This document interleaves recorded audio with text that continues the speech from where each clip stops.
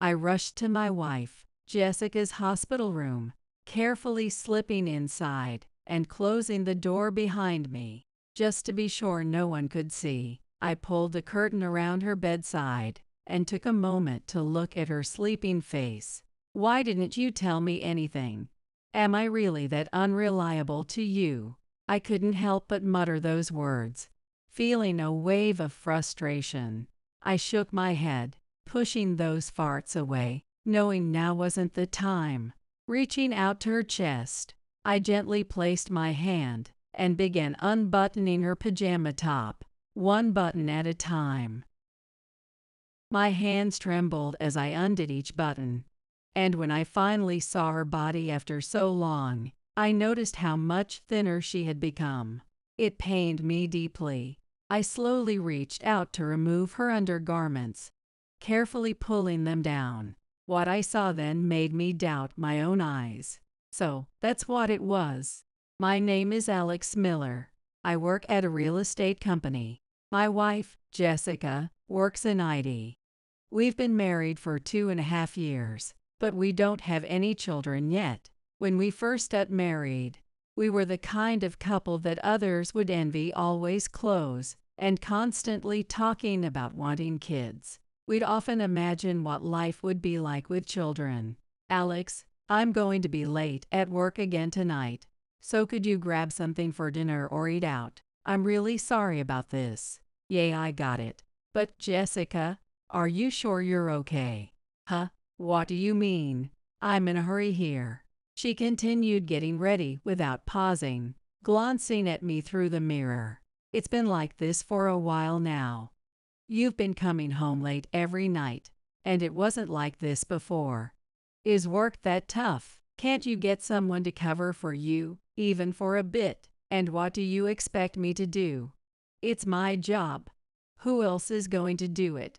Don't act like you know everything when you don't. It's not just that. We haven't even slept in the same room for weeks. I don't even know when you come home anymore. In the mornings, you're gone before I wake up. And even when we do see each other, we barely talk. This doesn't feel like a marriage anymore. It's like we're just roommates. Is that all you wanted to say? What? Her tone was obviously annoyed, and I felt my own frustration growing. No, I was really getting angry. I tried to stay calm, despite the irritation building up. Sorry, Alex. My project's nearing the final stages, and it's been non-stop. I really am in a rush.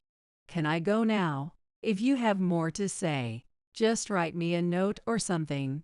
I'll read it when I get back. I've got to go.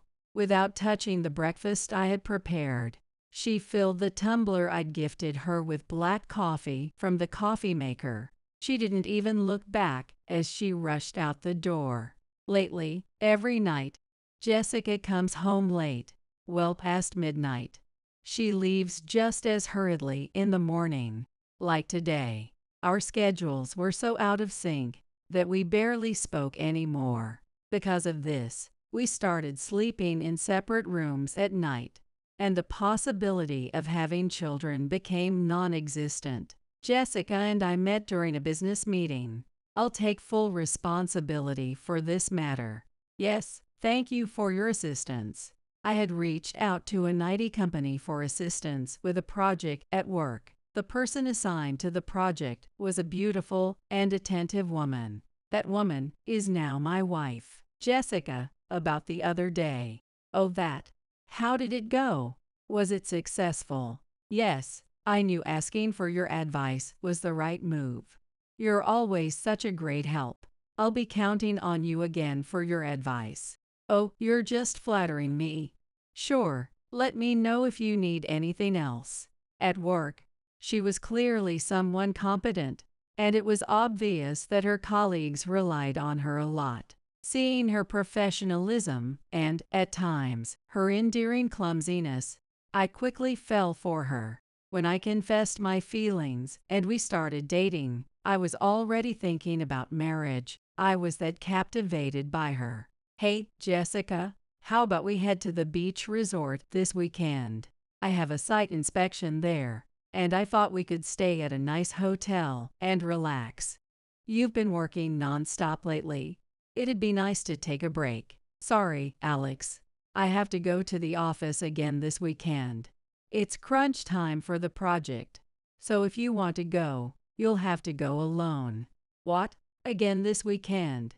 It's been like this every week. I hate to say it, but are you sure it's work? What's that supposed to mean? Are you accusing me of something? No, that's not what I meant. Even though I said that, I was beginning to suspect her. She came home late every night, and she wasn't home much on weekends either. And when she was home, she'd constantly get phone calls and leave the room to talk privately for hours. It almost seemed like she was hiding something from me, like there might be someone else. Jessica, is there something you're not telling me? What do you mean? You're making it sound like I'm doing something wrong. I don't mean it like that. I just want to spend more time together as a couple. I hope you feel the same. Remember when we got married? We promised to be honest with each other, to talk things out. I'm not hiding anything. I'm working today, and I'll be working this weekend, too. Right now, my job is important. Why can't you understand that? Forget it. I'll be late tonight, so don't wait up. Jessica, wait. She slammed the door and left for work. I realized that if we didn't address things soon, it might become impossible to fix. The day after our argument, I kept sighing at work, thinking about our conversation. Why did I have to say things like that? As I was lost in thought, Lisa, one of our part-timers, called out to me in a tense voice. Alex, there's a call for you on line 1. Huh. Oh, thanks. Who's calling? It's someone from your wife's company. They seemed really worried, something about the hospital. What? Jessica's at the hospital. What happened? A feeling of dread washed over me as I quickly picked up the phone. Hello. This is Alex Miller speaking. Is this Jessica Miller's husband? Please stay calm and listen. Your wife, Jessica. She was involved in an accident on her way to work. Jessica. What? How is she? Is she? Please, stay calm. She was walking on the sidewalk when a delivery truck, driven by someone who had fallen asleep at the wheel, hit her. She's been taken to the hospital by ambulance. And is she okay? We're not sure yet. She suffered a severe head injury and was unconscious when the ambulance arrived. She's currently undergoing emergency surgery. I'll tell you which hospital she's been taken to. From that point on, everything became a blur. I don't remember how I got to the hospital, or what I told Lisa, the part-timer, or the president when I left. All I could focus on was praying for Jessica's safety. By the time I realized it, I was standing in front of the operating room where she was being treated. After thanking Jessica's colleague, who had waited for me at the hospital, I sat down on a bench in the hallway. I stared blankly at the red light above the door, still trying to process everything. Are you a family member of Ms. Miller? Yes. How is she? Is she okay? You're Jessica Miller's husband, correct? First, I want to tell you that the surgery was successful. She's pulled through, and she's alive. She fought hard. The doctor nodded as he looked into my eyes. Thank you so much. I bowed my head in gratitude. Please, you don't need to do that. But there's something else you need to know. What is it? Even though her life was saved, I wondered what more there could be. Seeing the doctor's somber expression filled me with anxiety. Her life was saved, but things won't be the same as before. What? What do you mean? Is there going to be any lasting damage? No, it's not about long-term effects. She hasn't regained consciousness. What? The anesthesia should have worn off by now, but she still hasn't woken up. We're in a critical situation. Everything went dark before my eyes. At this point, we predict she may remain in a vegetative state. There's only a 5% chance of her regaining consciousness. We've done all we can. It's up to her now. I clung to the doctor, shaking him. Wait, are you saying Jessica might never wake up? That I might never see her again? Doctor, Mr. Miller, please calm down. Mr. Miller, someone, help. The nurse's voice sounded distant as I felt my world collapse. I lost control, grabbing onto the doctor, and a strong male nurse had to restrain me. That morning, why did it have to end in an argument? I couldn't stand the thought of never making up with Jessica, of losing her like this. In her hospital bed, with tubes everywhere, I held Jessica's hand, staring at her peaceful face, wishing she would open her eyes and call my name again. I prayed, over and over, for her to wake up. Alex. I hadn't even noticed the knock at the hospital room door. Kevin, Jessica's brother, called out to me as he tapped my shoulder. Kevin. Jessica. How could this happen? Kevin and his wife, Susan, had just visited our home recently, enjoying Jessica's home-cooked meal together. Now, seeing Jessica lying there motionless, Susan's eyes filled with tears. It's hard to believe. Jessica was so full of life. And now, Jessica, wake up. It's me, Emma. You promised we'd play again. You said you'd help me choose my birthday cake for when I turn 6. You can pick whichever one you like. Their niece, Emma, who was about to turn 6, gently held Jessica's hand. Emma, thank you for coming. The surgery was successful, so she'll be better soon. She's just resting for now. Once the medicine wears off, she'll wake up. Seeing the tears welling up in her eyes, my heart ached. Really? I nodded firmly, and Kevin jumped in to reassure her. Alex says it's going to be okay, so it will be. You want to play with Jessica again, right? For now we have to let her rest so she can get better. As expected, he was the steady father figure she needed in this moment. Yeah, Jessica promised we'd play again. Hey, Dad, do you think Jessica is really okay? She looks like she's in pain with all those bandages. Emma gently stroked Jessica's hand, looking worried. Jessica and I buried a time capsule in the garden not long ago. She said we'd open it when I turned 10. Jessica, wake up soon. Emma's always loved Jessica since she was a baby. Emma then tugged at my arm. What is it? She whispered softly. This is from Jessica. She told me to give it to you, Alex. She handed me the envelope. It was a simple, light blue envelope with my name written on it in Jessica's familiar handwriting. Make sure you read it alone. Jessica asked me to tell you that. It seemed that Jessica had entrusted the letter she wrote for me to Emma. She had told Emma to give it to me if anything ever happened to her. Jessica said if something happened to her, I should give it to you. I thought now was the right time, so thank you, Emma. I'll read it later. When Jessica wakes up, I'll tell her that you kept your promise. Yay, and tell her we'll play again.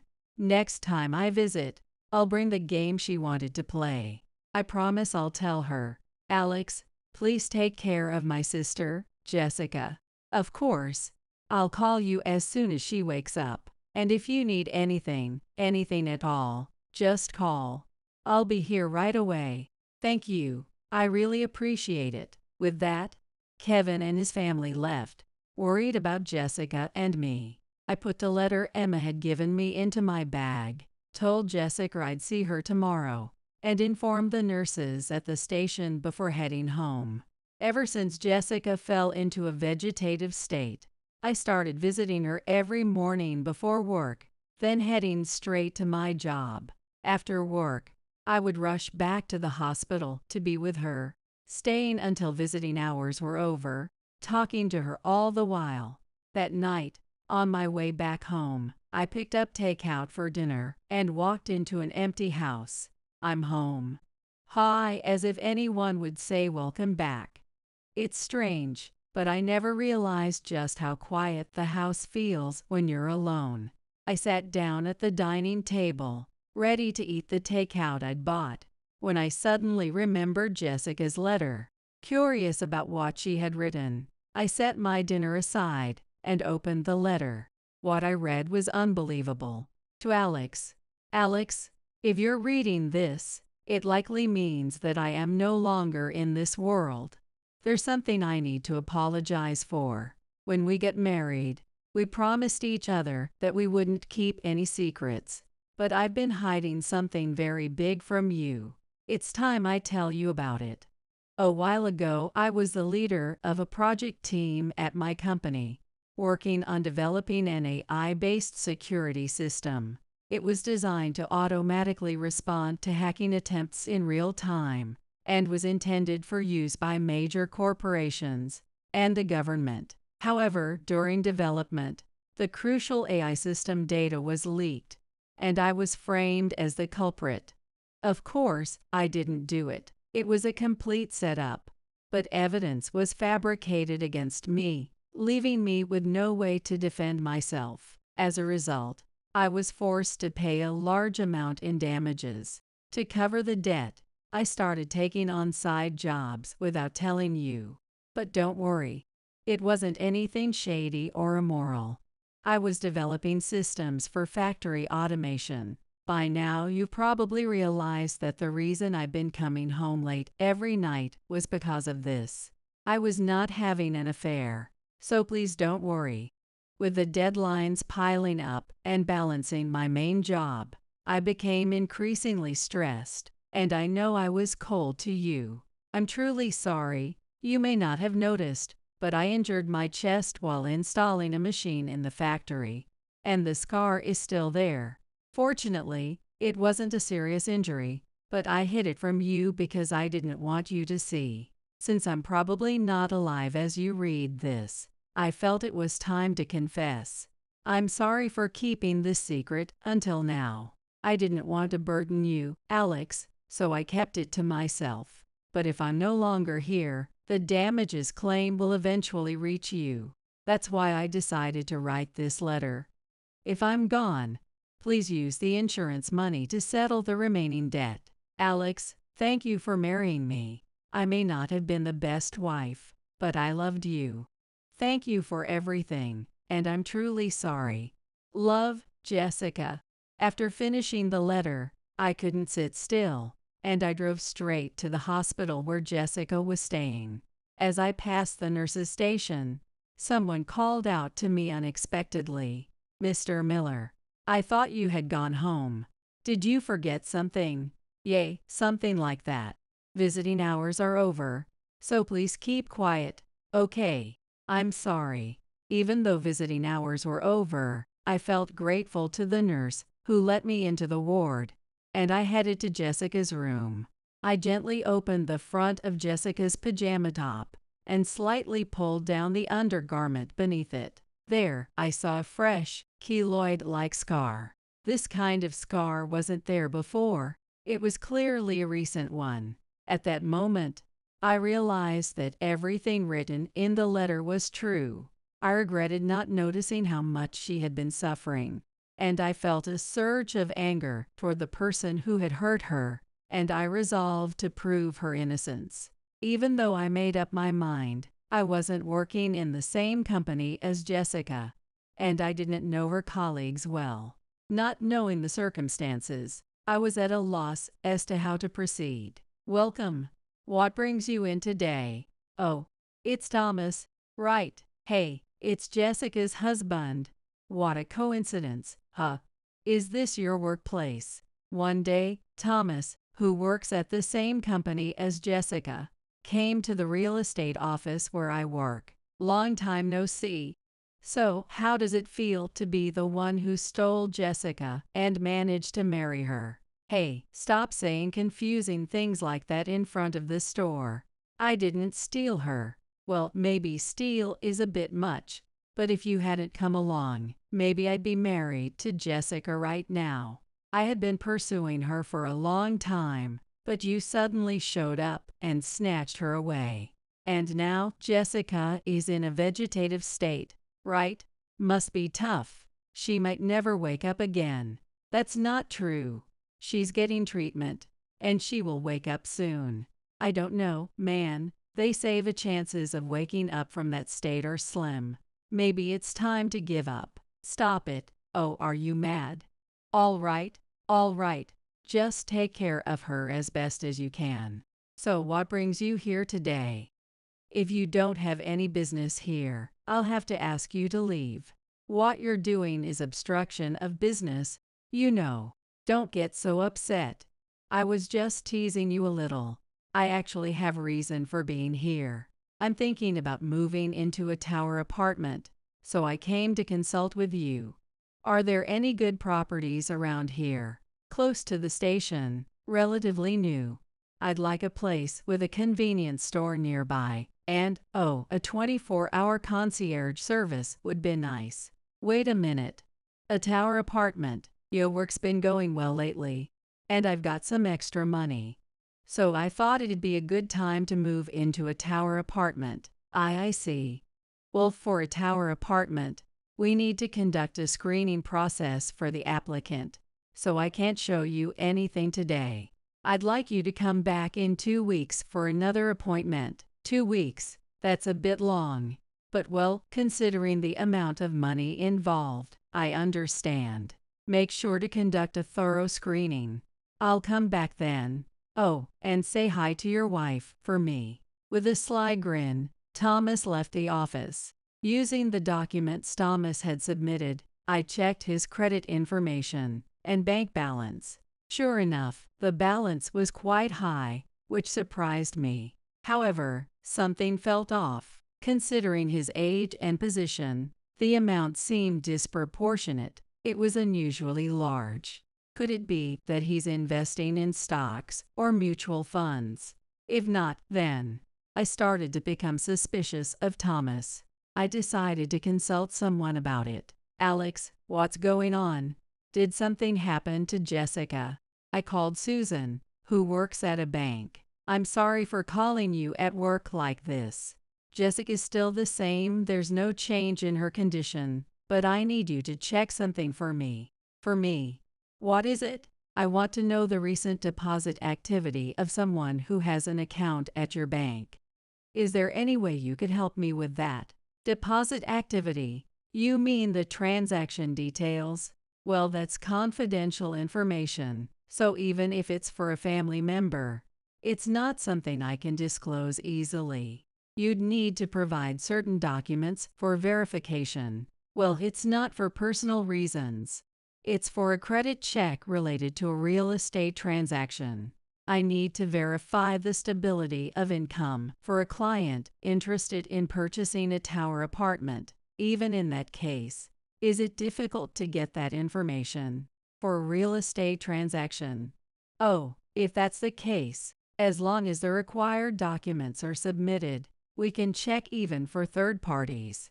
If you come by now, I can get the information right away.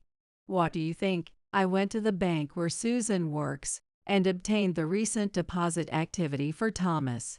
There was a suspicious flow of money. Alex, here's the transaction activity for Thomas Brown over the past 6 months. Thank you, Susan. Did you notice anything unusual? Yes, actually, there's something that caught my attention. Look at this section. See, about a month ago, there was a sudden large transfer from Company B. Before that, there were no significant deposits, and his salary was just a little above that of an average office worker. Really, that's quite a large amount. With that kind of money, it's no wonder he wants to move into a tower apartment. I'd be tempted too. The account data Susan showed me revealed that, a month ago, there had been a large transfer from Company B, a rival of Jessica's company, to Thomas's account. And this Company B had just launched a major AI-based security system shortly after Jessica was framed. Armed with this information, I decided to meet with someone. I understand what you're saying. So, this is the evidence, correct? Yes. Based on this information, I believe there is a high possibility that Mr. Brown was involved in leaking information to Company B. I gathered all the evidence suggesting that Thomas had been leaking information to Company B and headed to Jessica's company. Even though I visited without an appointment, the president courteously listened to my story. Trusting his sincerity, I decided to reveal everything I knew. Mr. Miller, thank you for coming today. It's a shameful matter for our company, but we can't turn a blind eye. To think something like this could happen within our organization. For the future of this company, we need to root out the problem here. We will also need to change our company structure. Therefore, I plan to conduct a confidential investigation into this matter. Really? You believe me? Of course. At the time, I found it hard to believe that Jessica would do such a thing. But every piece of evidence seemed to point to her involvement, and it kept piling up. We had no choice but to believe the information. That was my failure. I'm truly sorry. The president apologized to me. After expressing my thanks, I left the president's office. 2 days before the 2-week deadline I had given Thomas regarding the Tower apartment screening, I visited Jessica's hospital room, where she still lay unconscious. Jessica, can you hear me? Your name will be cleared soon. I'm sure the president will make things right. Everyone's waiting for you to wake up. Emma came by again yesterday. She lay down on your bed and read her Ella textbook out loud for her homework. She's gotten so fluent. It's amazing how fast kids grow. You need to wake up soon, or she'll become a big sister who can read all those difficult texts before you know it. And remember, you promised to go camping with Kevin's family. It's getting colder, so while I was having my usual one-sided conversation with Jessica, which had become my daily routine, there was a knock at the door. I assumed it was a nurse making her rounds, and responded, "Yes, come in." "Hello, Mr. Miller. Thank you for your help the other day. How is Jessica doing?" "President, thank you so much for coming. Jessica is still the same, but today her complexion looks a bit better. Maybe she's having a pleasant dream." That's good to hear. I wanted to speak with you directly, so I'm sorry for the sudden visit. Could we have a moment alone? Thank you. Sorry for the trouble. The president asked his secretary to wait in the hallway, took a seat as I offered him a chair, and began to speak while looking me in the eyes. "Sorry about that. I want to keep this as discreet as possible. So, what is it you wanted to talk to me about?" "I'm here today to report on the internal investigation to you, Mr. Miller. As you suspected, our employee Thomas was indeed connected with the upper management of Company B, our competitor. I knew it. Additionally, we discovered that Thomas instructed his subordinate to fabricate evidence to frame Jessica. No way. We have records of the communication between Thomas and his subordinate. We've already questioned the subordinate, who admitted to being bribed by Thomas. We now have sufficient evidence. Does that mean Jessica is innocent?" "Yes, she is innocent. The next step is to take this case to court. This will clear her name. It will take some time, but I am confident we will have good news soon. Please be patient a little longer." The president left the room after saying this. "Thank you so much for everything. Please, it's us who should be thanking you. We ruined the life of one of our employees. As a leader, I cannot excuse such a failure, no matter how much I apologize. I was prepared for a lawsuit from the family, but you, Mr. Miller, are such a compassionate person." "Compassionate? I'm not so sure about that. If I can clear Jessica's name, that's all I need.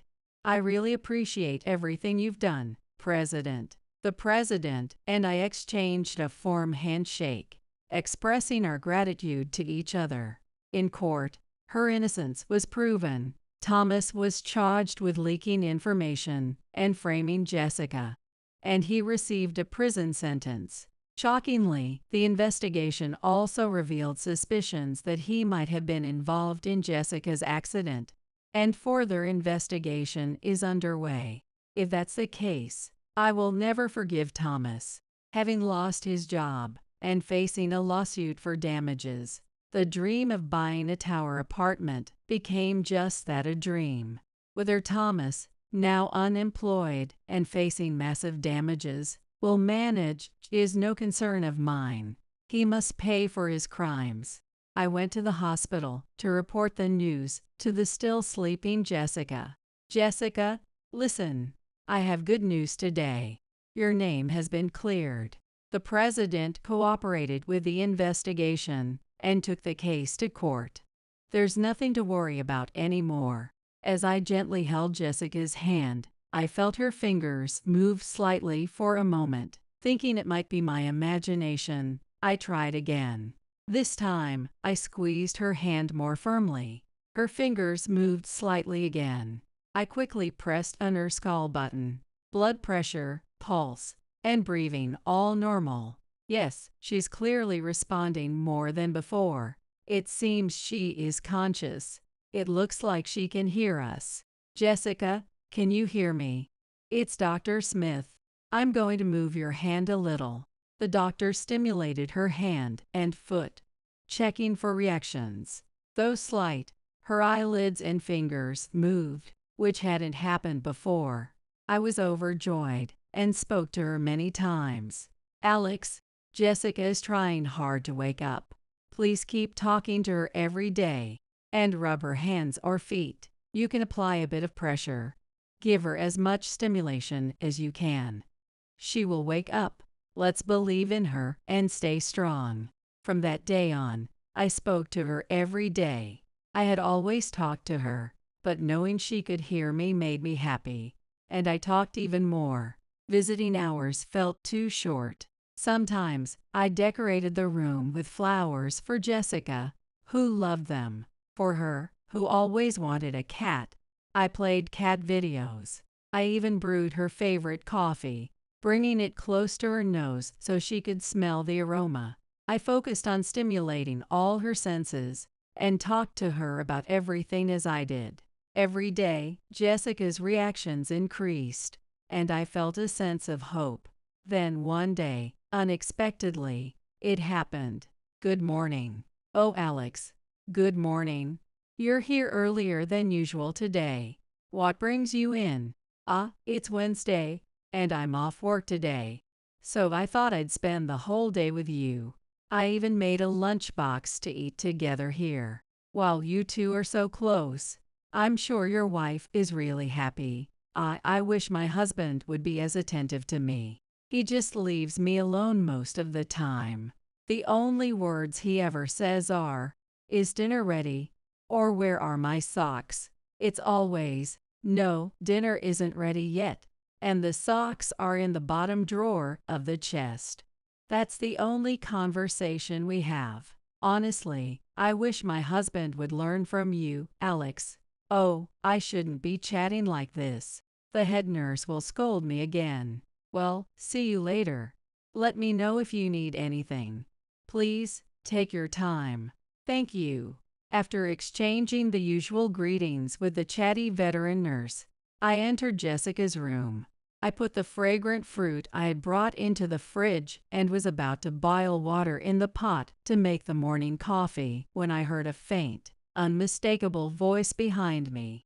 I heard a faint, raspy, but unmistakable voice of Jessica behind me. When I turned around instinctively, Jessica, I hurriedly tried to press the nurse call button, but my hands were trembling, making it hard to press. Somehow I managed to press it, and the nurse's calm voice came through. "Yes, Alex, what's the matter? Please come quickly. Jessica, calm down. I'm on my way. Hang in there." Jessica opened her eyes. What? After 10 months, Jessica finally woke up. "Jessica, how are you feeling? You ask that every day. Well, can you blame me? You were asleep for 10 months. Thank you so much. I was worried I'd never be able to talk with you like this again. Even when I had the accident, I was thinking, why did I say such things? And all this time, I kept hearing your voice in my dreams. I could hear you, but I couldn't respond. It was so frustrating. Is that so? My voice really reached you, Jessica. I've been regretting it ever since that day. Why didn't I realize sooner? Why didn't I notice what you were going through? No, it wasn't your fault, Alex. It was mine. We promised we wouldn't keep secrets, but I was lying to you every day. You must have suspected me of cheating, didn't you? Yeah, I did. But when Emma gave me the letter, I learned the truth. I felt so ashamed for doubting you, even for a moment. I'm really sorry. I want to thank Emma too. In hindsight, it was a heavy burden to give to a 6-year-old. A will, no less. Wait, that was a will. Of course, that's what it was meant to be. So, if you read it, you might have seen. Oh, you mean the scar on your chest? Yes, I didn't want you to see it. That's why I started sleeping in a different room. Really. I thought it was just because our schedules had gotten so different. No, if we'd stayed in the same room, you might have seen it while I was changing. I didn't know how to explain it. I see. Alex, it might be too late now, but I'm really sorry. I forgave her, and we promised to share everything and consult each other from now on. Jessica, watch your step. Emma, you worry too much. Who do you get that from? Hey, Jessica, she's just concerned about you. Don't be so harsh. Sorry, Emma. Hut, Alex, don't be too hard on her. But I'm so excited about the baby. When is it due? Emma, you asked last week, remember? It's due at the end of next month. I can't wait. When the baby's here, I'll play with them all the time. Hut, Emma, are you not going to play with me anymore? I will be lonely. Of course, I'll play with you too, Jessica. We still have to open the time capsule. Right, I'm looking forward to it. After being discharged and returning to work, Jessica now works as if she had never been in a coma for 10 months. Her achievements were recognized, and she was promoted to an important position. She is busy but healthy and happy. Our marriage is different now. Even though we're both busy, we never miss a chance to talk and have built a joyful home together. With Kevin's family moving nearby, Emma often visits, much to Jessica's delight. Jessica, are you feeling okay? If work is too much. Oh, come on, I know, I'm fine. I won't push myself too hard. If things get tough, I'll ask for help, and I'll take care of myself. After all, it's almost time. She lovingly rubbed her belly, and it had become a familiar sight. Yes, there is a new life growing inside Jessica, and by the end of next month, we will become a family of 3. Since the day I received the call about the accident, time has flown by, but I never gave up on Jessica's life and on proving her innocence.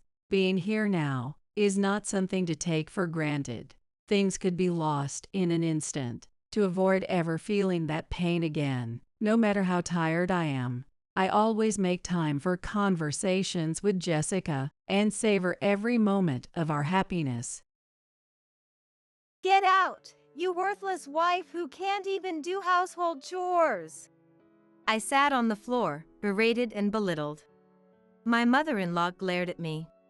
I've got Mauricio and my mom. We don't need you. You always look so miserable. You are just a parasite. My sister-in-law, who never lifts a finger around the house, said this with a tone of utter disdain. Wait a minute, Mauricio. Your mom and sister are being too harsh. I've been. Before I could finish, even my husband Mauricio looked down on me. My mom and sister are right. I don't need a wife who can't handle housework while working. Besides, I've got a young part-time girl who's much better. pack your bags and leave." Stunned by Mauricio's words, all three began to berate me, calling me a failure of a wife.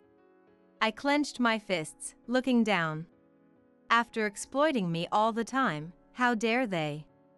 "Just you wait, I'll make sure you all get what's coming to you." But I looked at the three of them and said, without changing my expression, "Fine, I'll leave." The downfall of the family that's been dumping everything on me begins now. My name is Eleanor. I'm 32 and a working housewife. Most women work after marriage these days, and I've continued to work at the company I joined after graduating college because I love my job. One morning, as I was busy getting ready for work, Mauricio spoke up. "Hey Eleanor, can you handle this? Tax season is coming up." He handed me a pile of receipts and invoices. "Again? You should handle your own shop's accounting." Mauricio looked away. "You know I'm bad at that stuff. So, please?" I married Mauricio 5 years ago. Mauricio used to work as a clerk at a restaurant that I occasionally stopped by. After several dates, we decided to get married. Now, Mauricio runs his dream cafe, but he leaves all the tedious tasks like procurement and accounting to me. As I head to the door, my mother-in-law chimes in. "Eleanor, I want Chinese food tonight." "All right, can you prepare the ingredients?" "No way. You can do it when you get back. Also, Vivian and the kids are coming this weekend. Make sure you prepare something they can eat." "Fine," I replied reluctantly and left the house. When we got married, I wanted to live just with Mauricio, but he insisted that we live with his mother because he was worried about her living alone. So, we moved to his spacious family home. My mother-in-law is terrible at housekeeping, and the place was a mess when we moved in. She lives on a pension and spends most of it on eating out because she doesn't want to cook. Mauricio always says housework is a woman's job, so even though I work, I'm stuck doing all the chores for the whole family. On top of that, my sister-in-law Vivian, who's moved out since getting married, often comes back home with her kids. When she's here, the workload increases. This morning, when I heard she's coming back this weekend, I thought, oh, not again. And then, the dreaded weekend arrives. I'd love to relax on my weekends off from work, but instead, I have to entertain Vivian's kids and prepare meals. While I'm running around, Vivian drops a bombshell on me. "Eleanor, by the way, I'm getting divorced and moving back here with the kids next month. Just so you know." "What? Are you serious? Got a problem with that?" No. That must be tough for you. When are you moving back?" "As soon as I can. My sister-in-law is coming home with the kids." I'm initially taken aback, but then reconsidered. Vivian used to be a housewife, so she'll probably help around the house. That should lighten my load a bit. Though we're not particularly close, I look forward to having less work and go about my days. But I soon realized I was too optimistic. Vivian, like her mother, does absolutely nothing. She lounges around all day, watching TV and snacking. She neither works nor does housework. Apparently, her neglect of household duties was a major reason for her divorce. Now, I have to do all the chores, including making meals for her picky kids and getting them ready for kindergarten. As time passes, my job gets busier with a new project, requiring more overtime and early starts. The house becomes increasingly messy. Coming home to a cluttered house is utterly disappointing. And yet, everyone keeps saying, "When's dinner?" Or, "You're so slow." To make matters worse, I start getting passive-aggressive comments from Vivian and my mother-in-law. "Eleanor, the laundry is piling up. Just because you work doesn't mean you can slack off." "But I'm busy too." As I try to argue, Vivian cuts in. Talking back to your mother-in-law? You're so bold, Eleanor. And you've been buying all the meals. That's not good for the kids. If you're home, can't you help out a bit? What are you saying? Mauricio is a business owner. You don't have to work, you're just doing it out of selfishness. So, fulfill your duties as a wife perfectly. I was speechless, and both of them looked at me as if it was all perfectly normal. That night, I was so angry I could explode, so I talked to Mauricio. I'm busy with work, and neither your mom nor your sister is helping with the housework. You're not bad-mouthing my mom and sister, are you? Mauricio glares at me. I replied in amazement. No, that's not it. But I can't handle all the housework by myself. If you could help me a little. I'm busy running a business. You might not understand because you have an easy office job, but running a business is hard. Besides, housework is a wife's job, isn't it? Don't expect me to do it. Are you serious? Mauricio just goes to sleep, leaving me to stew in my thoughts. But then, an idea comes to me. I came up with a good idea. I quickly grab my phone and make some online purchases before going to sleep. A few days later, a bunch of new appliances arrive. A drum washer-dryer, a cleaning robot, and kitchen appliances with automatic cooking functions. If no one's going to help me, I might as well make my chores easier with some handy gadgets. As the delivery guys are bringing in the washer, my mother-in-law and sister-in-law show up. You bought a new washer without asking? The old one still works. But it's old, and this will make laundry faster and easier. What's all this? A cleaning robot and cooking appliances? Eleanor, come here. I'm summoned to the living room, where they're sitting on the sofa, and I'm told to sit on the floor. Mauricio is there too, sitting next to his mom, looking smug. What's going on? My mother-in-law shouts. What do you mean, what's going on? You buy all these lazy gadgets with the household money, what are you thinking? I thought it would make housework more efficient. It's not about efficiency. People these days rely too much on machines. My sister-in-law chimes in. Exactly, Eleanor. And those are luxury items. The appliances we have are still usable. You're just being wasteful because Mauricio is a business owner. She glares at me, and Mauricio nods in agreement. But You're just trying to make life easier for yourself. Can't you even do housework properly? I wanted to say, look who's talking, but I kept quiet. Finally, my mother-in-law, perhaps frustrated by my silence, snaps. If you can't even do housework properly, you should just leave. I look at her in shock. She glares back at me. We don't need you. Mauricio and I are fine without you. You always look so tired and miserable. You're just a parasite. My sister-in-law spoke in a tone that suggested she was fed up. Wait a minute, Mauricio. Your mom and sister are being way too harsh. When I turned to Mauricio for support, he looked down on me and said, They're right. I don't need a wife who can't handle housework. I stared at Mauricio in disbelief, but he just smirked. I'm a business owner, and I can do whatever I want with my money. I don't need a wife who spends it to make her life easier. Why would you say something like that? Besides, I've been getting along well with a young part-time worker. She's cute, unlike you. Pack your bags and leave. Stunned by Mauricio's words, all three began to berate me, calling me a failure of a wife. I clenched my fists in anger.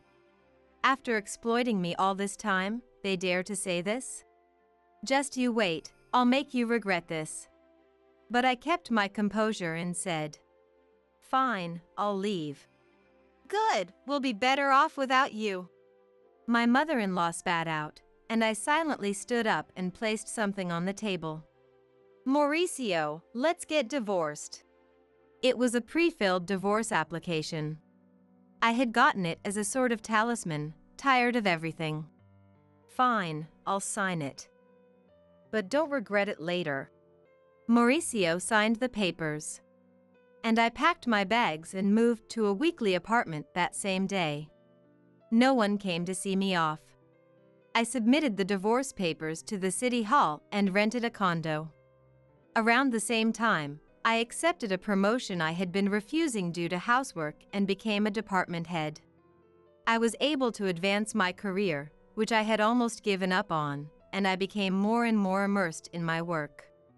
Thrilled that no one was there to hinder me. More than anything else, I was overjoyed. About a week after leaving, my former mother-in-law started calling. But I was busy and had no desire to talk to someone who had called me a worthless wife. I continued to ignore her calls. A year later, on a day off, she called again. Thinking it was time to settle things, I answered. Hello? Ah. Eleanor, you finally answered. How could you ignore me for over a year? What do you want? Well, how are you doing? Are you okay? I answered her probing question straightforwardly. I'm doing great, working hard in my own apartment. I've been promoted and my salary has increased. I'm living comfortably. Is that so? Would you consider coming back? Her tone was almost pleading, and I asked, shivering. Why now? We are in trouble. We're running out of money. I couldn't help but smirk as I responded. Oh, Mauricio's shop isn't even making a $1,000 profit, huh? And neither you nor your daughter work, so that makes sense. Eleanor, you knew? Yes, I knew. Mauricio's cafe was only making about $800 a month in profit. I was the one handling the finances, so of course, I knew. Mauricio, who acted like a big-shot business owner but didn't do any proper management or customer service, probably had no idea. Of course I knew. I was the one doing all the accounting and inventory. What?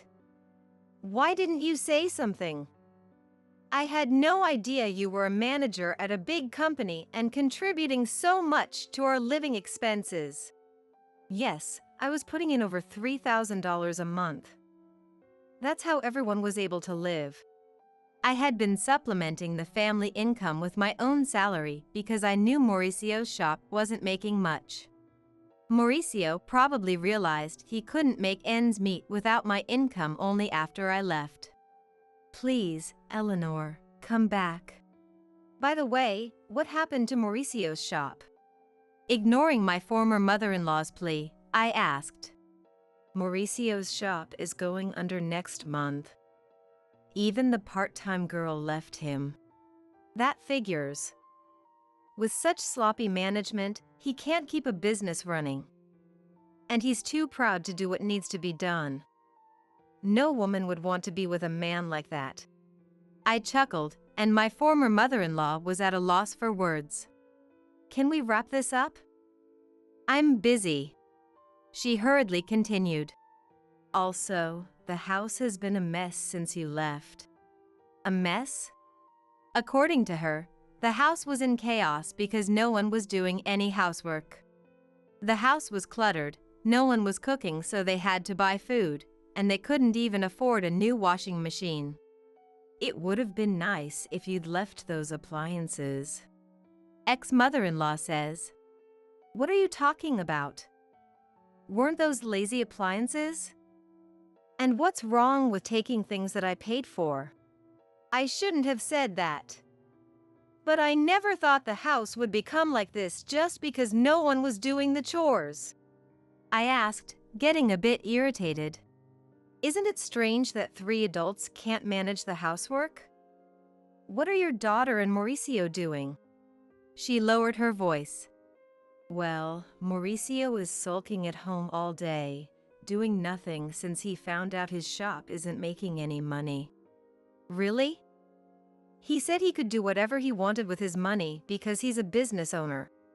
And Vivian won't work no matter how much I tell her. She doesn't do housework, and she even asks me for pocket money for herself and her kids. My pension is running out. Really? Your daughter told me she didn't need me because she had you. I said coldly. My former mother-in-law tried to butter me up again. Please, Eleanor, my pension isn't enough for the three of us anymore. I have no intention of going back to that house. Your children are quite the parasites, aren't they? She was speechless. As I was about to hang up, she continued. Eleanor, we'll change our ways. Please come back. Let's all live happily together again, okay? Live happily with a worthless wife? I cut her off, and she stumbled over her words but continued to plead. I'm sorry for what I said. We are family. Help us. We can't even pay the property taxes anymore. We'll have to sell the house. I have neither the obligation nor the desire to help you. Figure it out yourselves. Goodbye from your worthless wife. Ignoring her ongoing wails, I hung up and blocked her number. Sipping my coffee in my clean apartment, I chuckled. 3 months later, I happened to pass by Mauricio's cafe. It had become a vacant storefront. It seemed he really had gone out of business. Even their family home was listed as sold. According to a former neighbor I ran into, the three of them had sold the house and fled, now living in a cramped apartment nearby. They were a constant neighborhood nuisance, always fighting and even stinking up the place. Complaints were piling up. All they had to do was work hard and take care of their home without relying on others. But they didn't, which was so like them. I looked at their former home with detached eyes and walked away. Since then, I've been focusing on my work. Recently, a sincere and hardworking colleague confessed his feelings for me, saying, I love how dedicated you are to your work. We are dating with the intention of getting married. I don't think my next marriage is too far off. And this time, I'm looking forward to grabbing hold of happiness.